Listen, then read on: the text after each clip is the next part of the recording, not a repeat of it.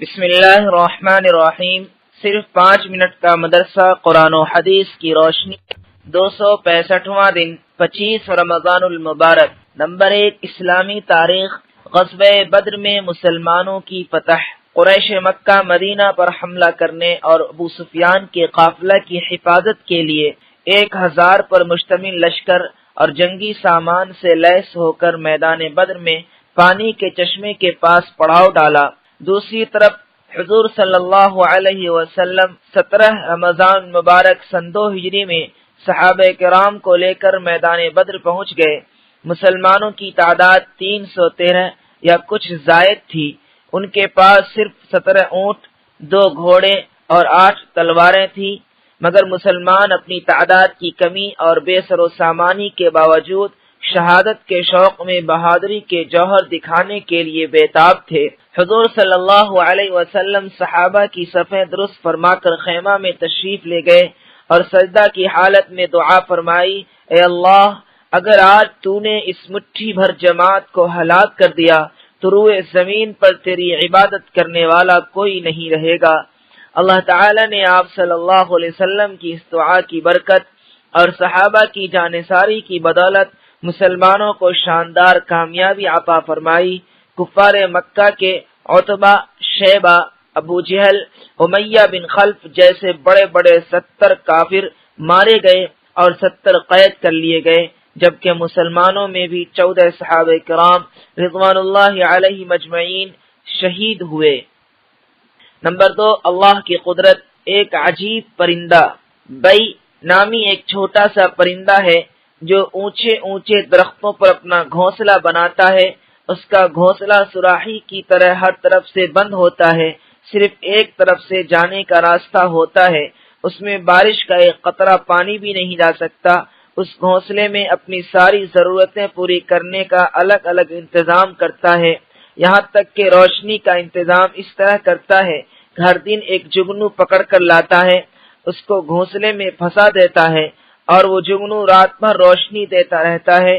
غور کیجئے کہ وہ کون ہے جس نے ایک چھوٹے سے پرندے کو انسانوں کی طرح ایسے ہنر و فن عطا کیے۔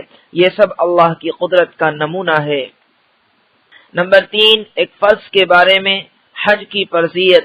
رسول اللہ صلی اللہ علیہ وسلم نے فرمایا، اے لوگو، تم پر حج فرض کر دیا گیا ہے، لہذا اس کو ادا کرنے کی فکر کرو۔ فائدہ، جو کوئی اپنے گھر کے نان و نفقہ کے علاوہ حج کرنے پر قدرت رکھتا ہو تو ایسے شخص پر حج کرنا فرض ہے۔ نمبر 4، ایک سنت کے بارے میں، عیدگاہ ایک راستہ سے جانا، دوسرے سے آنا۔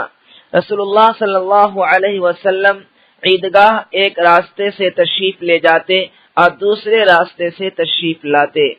نمبر 5، ایک اہم عمل کی فضیلت، کسی کو کھلانے پلانے کا انعام۔ رسول اللہ صلی اللہ علیہ وسلم نے فرمایا، جو شخص اپنے مسلمان بھائی کو کھانا کھلائے، حتیٰ کہ اس کو سیر کرا دے اور اس کو پانی پلائے، یہاں تک کہ اس کی پیاس بجھا دے، تو اللہ تعالیٰ اس کو جہنم سے 7 خندقیں دور کر دیں گے، جن میں سے ہر 2 خندقوں کے درمیان 500 سال کی دوری ہوگی۔ نمبر 6، ایک گناہ کے بارے میں، مال جمع کرنے کا وبال۔ رسول اللہ صلی اللہ علیہ وسلم نے فرمایا، جو شخص اپنے پیچھے خزانہ چھوڑ جائے تو وہ خزانہ ایک گنجا 2 نقطہ والا سانپ بن کر قیامت کے دن اس شخص کے پیچھے لگ جائے گا۔ وہ شخص گھبرا کر کہے گا، تو کیا بلا ہے؟ وہ کہے گا، میں تیرا خزانہ ہوں جس کو تو چھوڑ کر آیا تھا۔ پھر وہ سانپ اس کے ہاتھ کو کھا لے گا، پھر سارے بدن کو کھائے گا۔ نمبر 7، دنیا کے بارے میں، آدمی کا دنیا میں کتنا حق ہے۔ رسول اللہ صلی اللہ علیہ وسلم نے فرمایا، ابن آدم کو دنیا میں صرف 4 چیزوں کے علاوہ اور کسی کی ضرورت نہیں۔ نمبر 1، گھر جس میں وہ رہتا ہے۔ نمبر 2، کپڑا جس سے وہ ستر چھپاتا ہے۔ نمبر 3، خشک روٹی۔ نمبر 4، پانی۔ نمبر 8، آخرت کے بارے میں، اہل جہنم پر دردناک عذاب۔ قرآن میں اللہ تعالیٰ فرماتا ہے، بے شک زقوم کا درخت بڑے مجرم کا کھانا ہوگا، وہ تیل کی تلچھٹ جیسا ہوگا، وہ پیٹ میں تیز گرم پانی کی طرح کھولتا ہوگا۔ کہا جائے گا اس گنہگار کو پکڑ لو اور گھسیٹتے ہوئے دوزخ کے بیچ میں لے جاؤ، پھر اس کے سر پر تکلیف دینے والا کھولتا ہوا پانی ڈالو، پھر کہا جائے گا عذاب کا مزہ چکھ، تو اپنے آپ کو بڑی عزت و شان والا سمجھتا تھا، یہی وہ عذاب ہے جس کے بارے میں تم شک کیا کرتے تھے۔ نمبر 9، قرآن سے علاج، سورہ فاتحہ سے علاج۔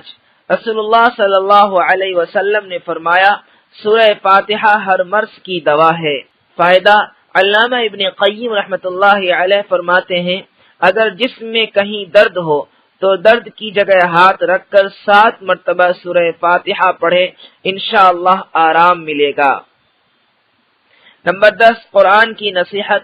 قرآن میں اللہ تعالیٰ فرماتا ہے اے ایمان والو، اگر کوئی گنہگار تمہارے پاس کوئی خبر لے کر آئے تو اس کی تحقیق کر لیا کرو، کہیں ایسا نہ ہو کہ تم کسی قوم کو اپنی لا علمی سے کوئی نقصان پہنچا دو، پھر تم کو اپنے کیے پر پچھتانا پڑے۔